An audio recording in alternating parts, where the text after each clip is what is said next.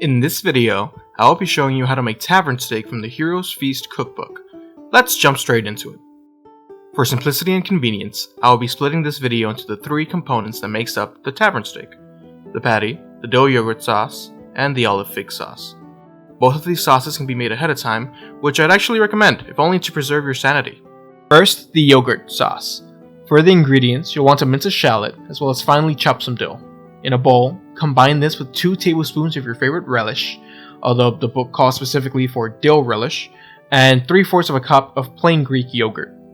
Test for seasoning, salt and pepper to taste, done.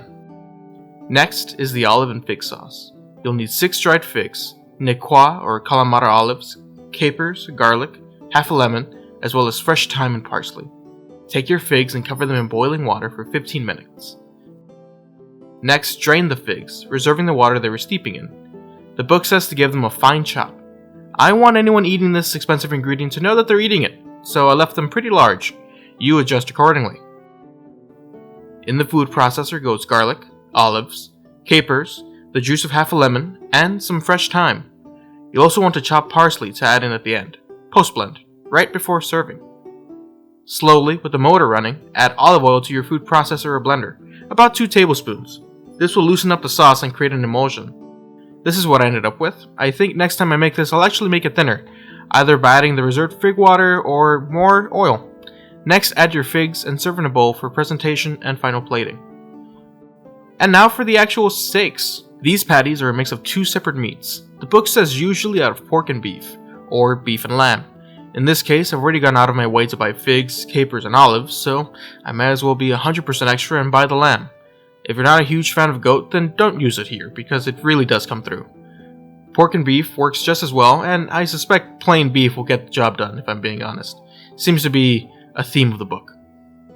I could not find a place near me that sells ground lamb, so I'm grinding up my own meats this time. To make 4 patties, you'll need 12 ounces, 340 grams, of each meat. 24 ounces total, or 680 grams.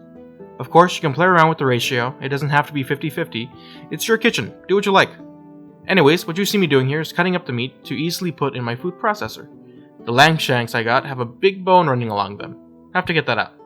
Before grinding, I'm going to place the meat in the freezer for 15 or so minutes. The short stint will make them a little tougher. I'm not trying to freeze anything, but if they went into the food processor now, they'd turn more into putty than a ground. I'll then combine the 2 grounds using a folding motion. You'll want to be careful not to overmix, or your burgers will turn out very dense and tough. Next, we'll be adding a combination of thyme, garlic, and onion to the food processor. This will be sautéed and then mixed with our ground, to preserve moisture. Unless you have an industrial-grade food processor, you'll want to chop it up like I am to give your appliance an easier time. Add in your garlic, thyme, and mince. I'd personally add my garlic mince into the pan separately later. Burnt garlic is any chef's worst nightmare, but I must do as the recipe demands. Onion mixture goes into the pan and sauté at a medium heat. You're not trying to caramelize the onions, just sweat them a little bit. Though I suppose you could try to caramelize them if you wanted to. I bet that tastes great, in fact. Once your onion mixture looks something like this, you'll want to fold it into your ground beef. Yes, it's supposed to feel weird mixing warm onions into cold beef. Now at this point you can finally make your burgers. As stated, this recipe provided allows for 4 steaks, so split your beef onion mixture into 4 equalish portions and shape. The book says to grill them, but I'm tired and I'm in no mood to light a grill, so I'll do the next best thing and cook them on top of a searing hot cast iron. Seriously, this thing is scorching and letting off a lot of smoke. You'll want to do the same if you're cooking them inside like I am. You can do the thumb divot trick in the middle of the burger if you want to. I kind of did. I don't have the strong radiating effects of a flame, so I'll add in some olive oil. After a few minutes, or once my nose tells me otherwise, I'll give the steaks a flip, being sure to scrape the surface of my pan hard with my metal spatula to leave as little stuck to the pan as possible. Couldn't do that with stainless steel. You'll want to cook a few more minutes to your, or more likely your guests', preferred doneness. Although I'd be remiss if I didn't mention that the USDA recommends cooking all ground patties to an internal temperature of 160 Fahrenheit.